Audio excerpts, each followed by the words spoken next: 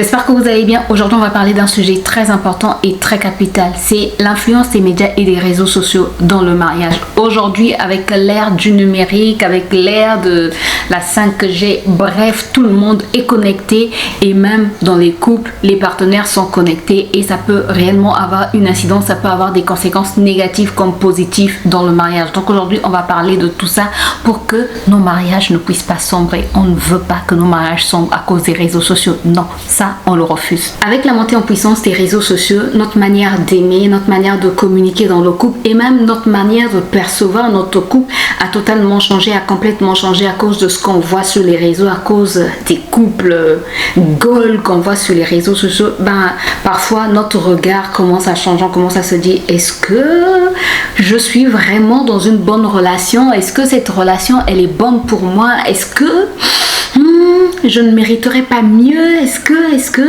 Bref, on se pose beaucoup de questions. Alors, est-ce que les réseaux sociaux sont une bénédiction pour le couple? Est-ce que les réseaux sociaux sont une bénédiction pour le mariage? Ou encore, c'est un poison qui ronge de l'intérieur? Ou encore, c'est comme une personne qui a une carie, mais qui ne sait pas qu'elle a une carie et qui a mal à la dent, mais elle ne sait pas que c'est une carie qu'elle a. Est-ce que les réseaux sociaux sont une carie pour le couple? Alors, avant de commencer, n'hésitez pas à me dire en commentaire, est-ce que vous pensez que les réseaux sociaux ont un impact positif dans le couple ou encore un impact négatif? Par exemple, si vous êtes en couple, dites-moi si pour vous les réseaux sociaux sont une bénédiction ou encore c'est le malheur qui s'est abattu sur votre couple, quoi. N'hésitez pas à me le dire en commentaire. Alors, le premier point que j'aimerais développer, c'est de savoir si les réseaux sociaux, c'est un miroir déformant du mariage. Aujourd'hui, on voit beaucoup de choses sur les réseaux sociaux des couples. C'est-à-dire, quand tu vas par exemple sur Instagram, il n'y a pas que Instagram, en tout cas les réseaux sociaux en général, quand tu y vas, tu regardes les couples, tu te demandes, mais est-ce que ces gens se disputent aussi? Est-ce que ces gens ont aussi des problèmes? Et quand tu compares, quand tu sais, même inconsciemment, tu peux vouloir comparer. C'est-à-dire, tu regardes ton couple, tu dis, mais est-ce que moi, je suis réellement dans un véritable mariage ou ce sont ceux que je regarde sur les réseaux sociaux qui sont dans un véritable mariage? Tu sais, les réseaux sociaux nous bombardent d'images de couples parfaits, voyages de rêve, cadeaux surprises, fleurs. Mais on oublie une chose, c'est une mise en scène. Peut-être pas pour tout le monde, mais la majorité, c'est une mise en scène. C'est pour avoir des vues, c'est pour avoir des likes, c'est pour faire vendre, c'est pour que tu t'abonnes. Parce que si tu vois des gens se disputer tout le temps, oui, c'est vrai qu'il y a des gens qui sont un peu toqués, qui aiment bien voir les gens malheureux. Mais sinon, les gens aiment bien ce genre d'histoire à l'eau de rose, tu vois. Ah, tu commences à imaginer. Non? À force de voir ces images, ça va te pousser à vouloir t'abonner, à vouloir suivre ce genre de personnes. C'est une mise en scène. Je répète encore, pas pour tout le monde, mais en majorité, ce sont des mises en scène pour que tu puisses t'abonner, pour que tu puisses liker et parfois c'est leur travail. Donc ils doivent tout faire pour que tu puisses aimer ce que tu regardes, pour que tu puisses être attaché, pour que tu puisses t'attacher à eux, pour que tu puisses être tout le temps attiré. Tu sais, c'est comme le sucre dans la nourriture. Parfois, tu ne sens pas qu'il y a du sucre, surtout dans les plats industriels. Tu ne sens pas qu'il y a du sucre, mais tu sens qu'il y a quelque chose qui te pousse vers cette chose-là, à vouloir toujours manger cette chose-là. C'est la même chose en fait avec ces couples. C'est une mise en scène qui va te pousser en fait à vouloir toujours les suivre. Et eux, ils gagnent de l'argent derrière. Donc, ce que tu vois là, parfois, il faut essayer de faire fonctionner un peu ton discernement pour que tu ne puisses pas comparer ton couple à ces couples-là. Donc le fait de voir ce genre de choses, en fait, ça va te pousser à vouloir comparer ton couple à ces couples-là, à vouloir te dire, mais est-ce que moi je suis venue accompagner des gens sur la terre? Qu'est-ce qui se passe pour mon couple? Pourquoi moi je ne vis pas la même chose? Pourquoi tu commences à te poser beaucoup de questions? Et la conséquence, ce sont des frustrations, des insatisfactions et même des disputes inutiles. Parfois, il n'y avait pas lieu qu'il y ait une dispute, mais tellement que ton cerveau a été bombardé par ce genre de choses, par ce genre d'images. Tu as comparé, tu as cogité, tu as réfléchi et après à un moment donné ton partenaire ou ta partenaire a juste fait un petit truc qui ne méritait pas une dispute. Bref, tu exploses parce que tu étais déjà dans ce mood là. Je prends par exemple un exemple. Tu regardes un couple, tu suis un couple sur les réseaux sociaux et ce jour-là, le mari emmène la femme au resto. Bref, il l'invite au resto, il lui offre un beau téléphone. Bref, avec un bouquet de fleurs. Tu vois, tout ce que tu désires, quoi. Et toi, tu regardes ton mari, tu dis, pourquoi toi, tu me fais jamais ça? Ah, regarde les autres, ce qu'ils font. Pourquoi toi, tu ne fais pas ça? Toi aussi, tu pourrais faire ceci, tu pourrais faire cela. Et tu vois, ça va créer, en fait, une insatisfaction qui n'était pas là au départ. Si tu n'étais pas allé sur les réseaux sociaux, si tu n'avais pas suivi ce genre de couple, tu n'aurais pas cette insatisfaction et tu ne serais pas en train de te disputer avec ton mari ou encore, ça arrive aussi aux hommes. Hein. C'est-à-dire qu'il est en train de regarder un couple et il vient dire à sa femme, pourquoi toi tu n'es pas aussi mince qu'un tel? Pourquoi toi tu t'habilles pas comme un tel? Pourquoi toi tu fais passer comme cette femme-là? Bref, après ça crée des disputes inutiles en oubliant en fait que ce n'est pas la vraie vie, en oubliant que c'est pas forcément une preuve d'amour. C'est pas parce que quelqu'un offre un téléphone à son partenaire ou à sa partenaire que c'est une preuve d'amour, ou l'emmène au restaurant que c'est une preuve d'amour. Ah non, c'est pas forcément une preuve d'amour. Hein. Alors je vais te poser une question. Est-ce que en regardant un couple sur internet, sur les réseaux, est-ce que tu t'es déjà senti frustré, triste, en colère? Bref, n'hésite pas à me le dire en commentaire si ça t'est déjà arrivé. En tout cas, moi, ça m'est déjà arrivé. Oui, moi, je lève mes deux mains, ça m'est déjà arrivé. Voilà. Le deuxième point dont je vais parler, c'est les réseaux sociaux et la communication dans le couple. Ça aussi, c'est un point très, très, très important. Les réseaux sociaux ont changé notre manière de communiquer. On est plus connecté au monde extérieur qu'avec notre propre conjoint. On est plus connecté avec nos téléphones. On est plus, en fait, on passe plus de temps avec notre téléphone qu'avec les gens de notre maison, qu'avec nos enfants, qu'avec nos partenaires. Bref, on passe, et même quand on est là, ben, on n'est plus ensemble, quoi. C'est-à-dire, on est là et chacun est sur son téléphone. Donc, on est en train de passer du temps ensemble, mais on est sur le téléphone. Ou encore, on est en train de manger et moi, parfois, ça m'arrive, je lève mes deux mains, j'essaie de faire un effort pour ne plus le faire. Vraiment, je fais un effort. Je dois y arriver. Sincèrement, pour 2025, c'est l'un de mes objectifs. Je dois y arriver. Parfois, à table, en fait, j'emmène mon téléphone et je le pose là. Qu'est-ce que le téléphone a à faire à table? Alors qu'à table, nous, on mange souvent en famille et c'est un des moments qu'on partage tous ensemble, c'est-à-dire on se raconte des choses, on rit et voilà, tu as ton téléphone là. Pourquoi? Donc, parfois, en fait, on ne passe plus du temps parce que, on est toujours accro à notre téléphone. On veut passer du temps ensemble, mais il y a le téléphone à côté. Voilà. Il t'est jamais arrivé de discuter avec quelqu'un et après tu prends ton téléphone alors que tu n'as même pas reçu d'appel. Tu vois comment on est connecté, comment H24 on veut être informé de ce qui se passe à l'extérieur alors que on est avec des gens, on est en train de discuter et au lieu de passer du bon temps ensemble avec notre partenaire, au lieu de passer du bon temps ensemble en famille, non, on préfère voilà, sur le téléphone. On est assis là ou en train de suivre la télé, mais tu vas voir une autre main avec le téléphone. La personne te parle et toi tu es là. Qu'est-ce que tu dis? Regarde comme ceci. Oui, oui. Ah oui, tu as raison. Oui. Ah oui, ok. Un autre problème, ce sont les malentendus. Par exemple, l'un des partenaires like une photo et le fait que l'autre soit en train de cogiter, en train de réfléchir, ça peut créer des problèmes. Juste à cause d'un like sur une photo, ça peut créer des problèmes. Un exemple, un homme par exemple qui like la photo d'une ancienne amie, je sais pas, du lycée, du primaire, bref, qu'il a vu sur les réseaux, il like la photo. Et si la femme découvre qu'il a liké la photo d'une fille, elle peut s'énerver parce qu'elle va dire pourquoi il a liké cette photo, pourquoi. Donc, faut faire attention. Parmi les solutions à proposer, il faut fixer des temps dans le couple sans téléphone. C'est important. Sans téléphone. Par exemple, les week-ends, vous pouvez dire samedi, pas de téléphone. Voilà, samedi ou dimanche, pas de téléphone. De toutes les manières, on est ensemble, donc on n'a pas besoin d'avoir nos téléphones avec nous. Après, vous n'êtes pas obligé de les éteindre, mais vous n'êtes pas obligé de vous balader avec vos téléphones partout. C'est-à-dire, il y a même ça sont les hommes qui vont aux toilettes avec les téléphones. Vous allez aux toilettes avec les téléphones, pourquoi? C'est pour cacher quoi? Bon, il y a des femmes aussi qui le font. Oui. Aller aux toilettes avec le téléphone. Pourquoi? C'est pour passer plus de temps aux toilettes ou c'est pour discuter avec des gens que pour cacher des choses? Deuxième solution, c'est favoriser des discussions face à face. Oui, face à face. Mbundu na mbundu, comme on dit chez nous. Mbundu na mbundu, c'est-à-dire front, œil, nez, bouche. Oui, c'est important de favoriser des discussions face à face. Aujourd'hui, les gens n'ont plus de discussions. Aujourd'hui, même certains couples, ils discutent plus facilement par SMS ou sur WhatsApp que de vive voix. C'est pas normal.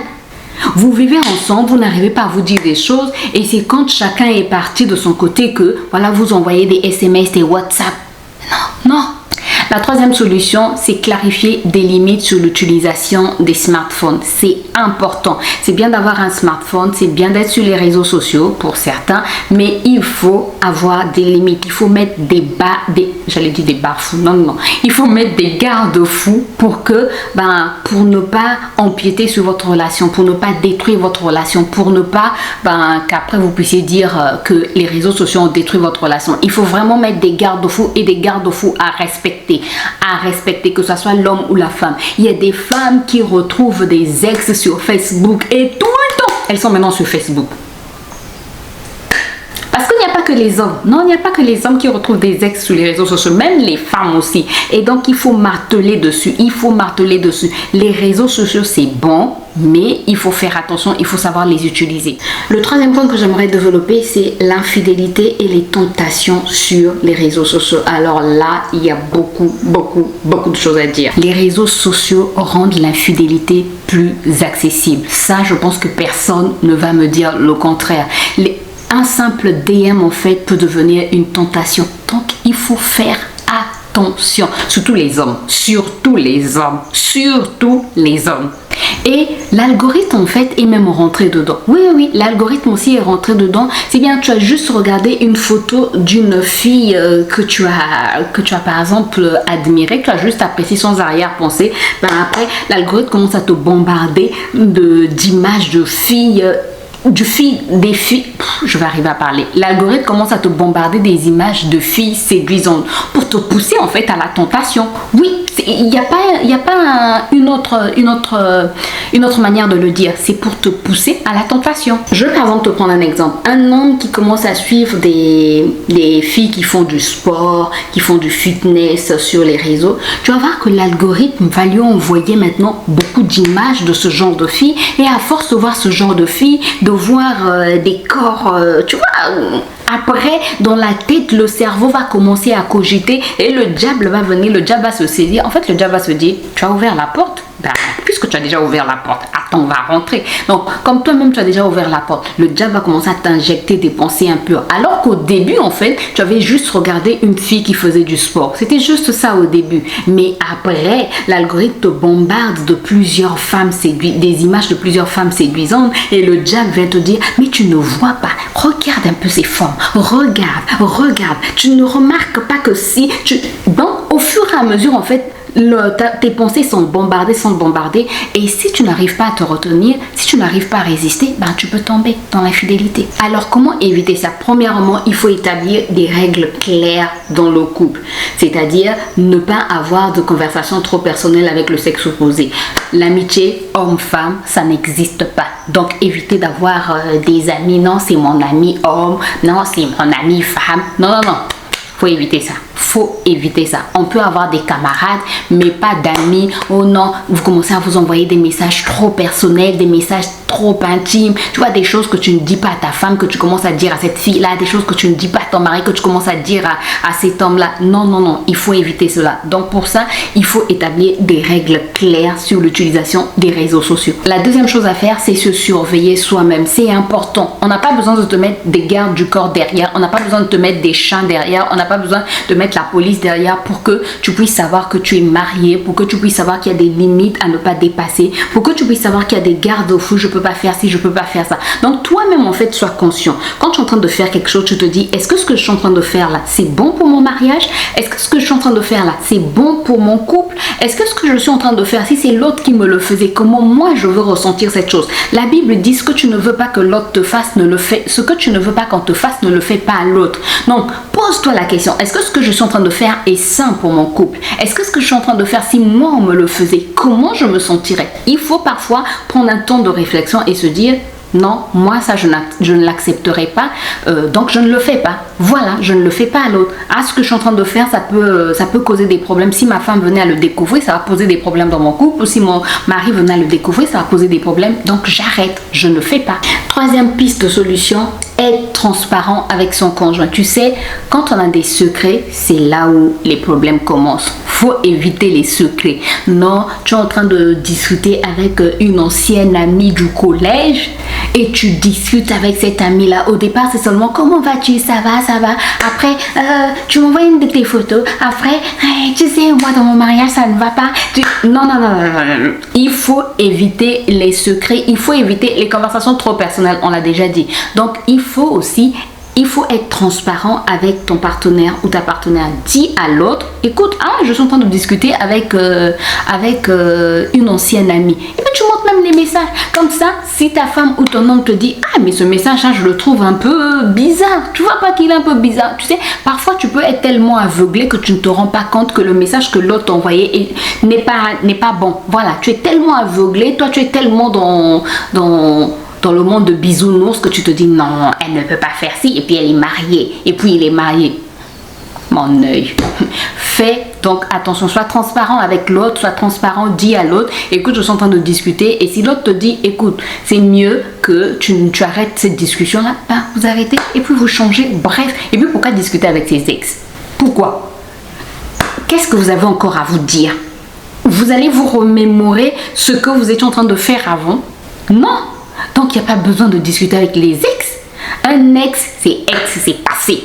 Voilà, on se dit bonjour et ça s'arrête là. Quand on se voit, on se dit bonjour. Mais il n'y a pas à se suivre sur les réseaux. Il n'y a pas à communiquer, à avoir des conversations personnelles. Non, ça, on évite parce que ça peut être une occasion de chute. Non, on évite ça.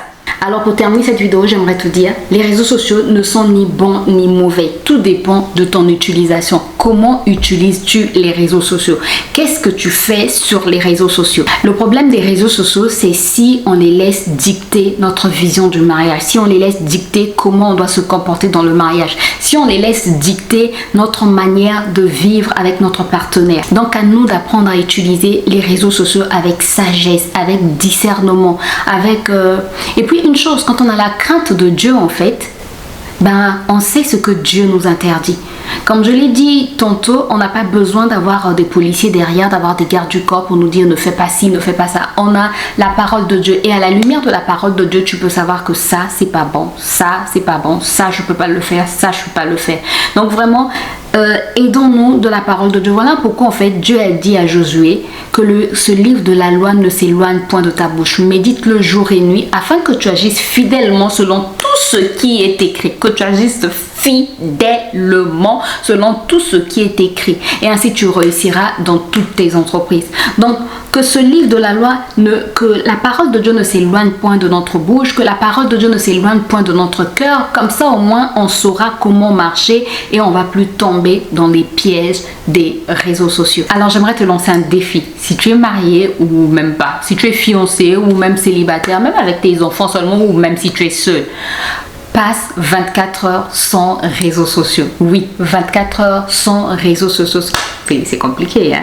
C'est un défi compliqué, mais c'est possible que tu le fasses. 24 heures sans réseaux sociaux et reviens me dire en commentaire comment ça s'est passé. Est-ce que tu as galéré? Est-ce que ça a été compliqué? Est-ce que tu t'es dit, mais vraiment, qu'est-ce que je vais faire de mes journées? Bref, n'hésite pas à revenir me le dire dans les commentaires. J'espère en tout cas que la vidéo t'a plu. J'espère en tout cas que tu as passé un bon moment, mais surtout que tu as appris quelque chose et surtout que tu vas mettre ces conseils en pratique. N'hésite pas aussi à me dire, toi, si tu as d'autres conseils à donner, n'hésite pas à me dire si toi tu as... Bref, si tu as d'autres conseils à donner, n'hésite pas à les mettre en commentaire. Et si la vidéo t'a plu, un like, ça fait plaisir. Ça permet à YouTube de me référencer, de montrer la vidéo à plus de personnes. Si tu n'es pas encore abonné, n'hésite pas à t'abonner. Voilà, c'est gratuit. Je ne prends pas de l'argent dans ton compte. C'est totalement gratuit. Voilà, free. Non, free c'est libre, grâce. Mais c'est gratuit. Écoute, on peut dire free aussi. Bref, c'est gratuit. Mais grâce, pourquoi tu t'énerves? Donc, si tu n'es pas encore abonné, n'hésite pas à t'abonner, à cliquer sur la cloche pour être informé dès que je poste une nouvelle vidéo. N'hésite pas à me laisser un petit commentaire et puis un petit cœur aussi. Et merci d'être resté jusqu'à la fin. Moi, je te retrouve très bientôt dans une nouvelle vidéo. D'ici là, prends soin de toi et porte-toi bien. Bye bye.